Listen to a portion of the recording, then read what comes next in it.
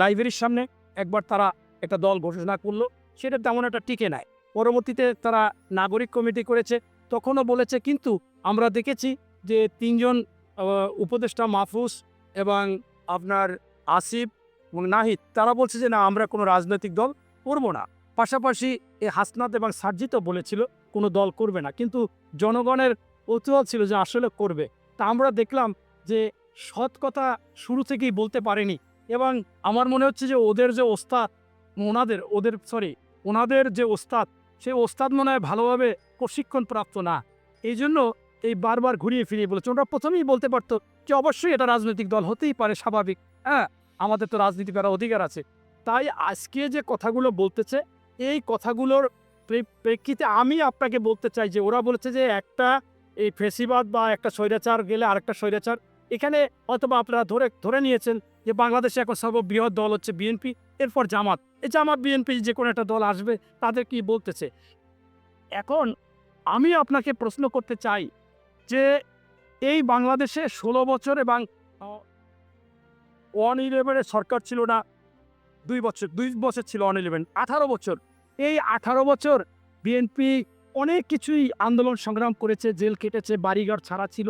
এখন ওরা যে কথাটা বলতেছে, আমি যদি বলি যে ভাই তোমরা হয়তো এখন বড় চাঁদাবাজ, তোমরা নিয়োগ দিচ্ছ সচিবদের, আওয়ামীপন্থী সচিব তাদেরকে বিভিন্ন জায়গায় দিচ্ছ, আওয়ামীপন্থী বিভিন্ন অফিসার, আমলা কামলা, আইনশৃঙ্খলা বাহিনী তাদেরকে তোমরা দিচ্ছ, তোমরা খেতে পারতে না, তোমাদের চেহারা ছিল তো ভালো ছিল না, চুলগুলো এলোমেলো ছিল, এখন একেবারে আপেলের মতো টসটসা তোমাদের চেহারা, একেবারে আঙ্গুল ফলের মতো টসটসা চেহারা। কিভাবে হলো ভাই এটা? তুমি তো এখনো দৌড়ের মধ্যে থাকার কথা।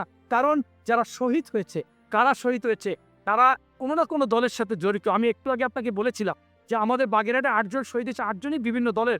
আমাদের এইভাবে যারা শহীদ হলো, যারা আহত হলো, তারাও বিভিন্ন দলের বা সাধারণ মানুষ।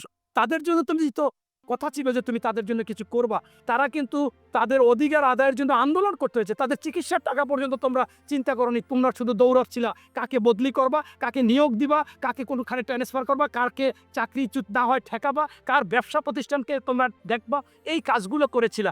আমি বলতে চাচ্ছি যে আমাদের বিএনপি যারা এই কাজগুলো করেছে, সেই কাজগুলোর জন্য তারেক রহমান সাহেব ইতিমধ্যে 1800 নেতাকে বহিষ্কার করেছে, এবং উনি শুরু থেকে বলেছে যে সন্ত্রাস, চাঁদাবাজ, দখল চলবে না।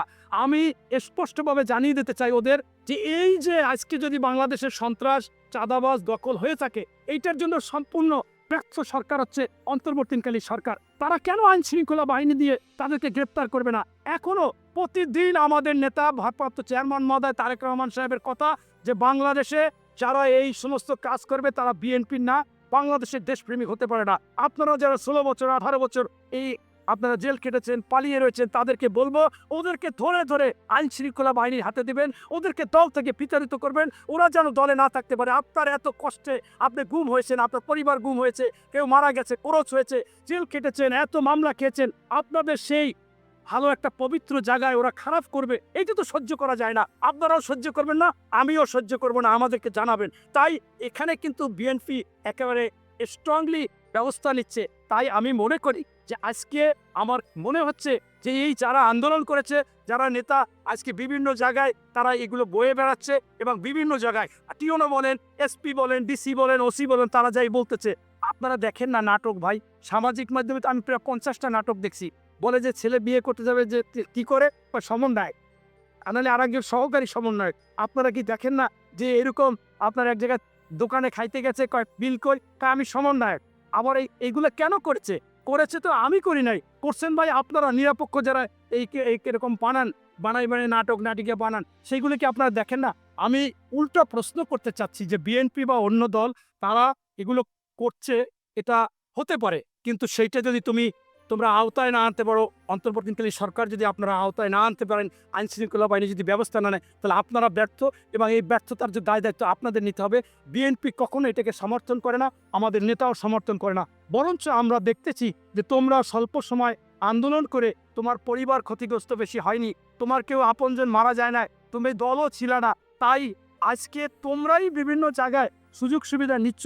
এটা আমাদের কাছে খারাপ লাগে আমরা যখন শুনি, আমরা যখন দেখি যে তোমাদের সকাল বিকাল আমি এই কাপড়টা পরেছি আজকে 3 দিন, আপনার এইটা আমি একটাই চাদরে শীতের বছরের জন্য।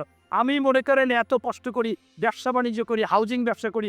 আমি তো ভাই এরকম কোনো সুযোগ সুবিধা পাচ্ছি না। সকাল বিকাল ড্রেস চেঞ্জ করতে পারতেছি না, গাড়ি চেঞ্জ করতে পারতেছি না, আমার ভালো ভালো খাওয়া দাওয়া করতে পারতেছি না, ভালো জায়গায় যাইতে পারতেছি না। তাই আমার মনে হচ্ছে যে উল্টোটা, আমি মনে করি যে এই ধরনের আচরণ যারা করবে এবং ইতিমধ্যে করেছে এদেরকে, আপনাকে আরেকটা প্রশ্ন করি।